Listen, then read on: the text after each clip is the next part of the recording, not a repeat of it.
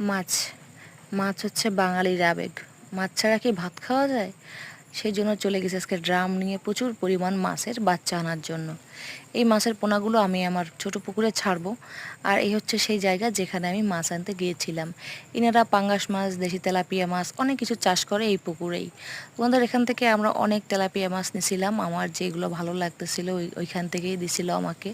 আর এগুলো আমি আমাদের পুকুরে এনে ছাড়বো, আশা করি ভালোই ফলন হবে। এই যে প্রচুর পরিমাণ মাছ, সব রকম সাইজেরই আছে।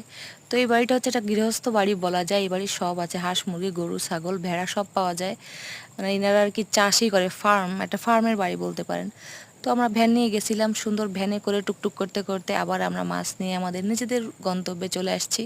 আমার দেওয়ারের গাড়িতে করে, আমার ছোটো ছেলে সামনে বসা ছিল। আর এই যে হাঁটতে হাঁটতে চলে আসলাম, একটু বৃষ্টি হয়েছিল, পিছলা হয়েছে, কাদা, একটু পানি কমাই নিচ্ছিলাম কারণ বালতিটা অনেক ভারী।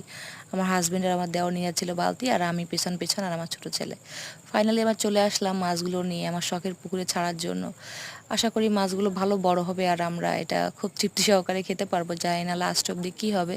তো আশা করতেছি মাছগুলো তাড়াতাড়ি বড় হয়ে যাবে আর আমি এদেরকে প্রচুর পরিমাণ খাবার দিব, তাহলে তাড়াতাড়ি বড় হয়ে যাবে আমাদের শখের মাছ। পুকুরে চলে যাও, তাড়াতাড়ি বড় হয়ে ফিরে এসো আমাদের পেটে যাওয়ার জন্য। কিছু মাছে লালা কেটে গেছিলো, এগুলো আমরা তুলে রাখতেছিলাম কারণ এগুলো বাঁচবে না পুকুরে ছাড়লে, গন্ধ হতে পারে তাই।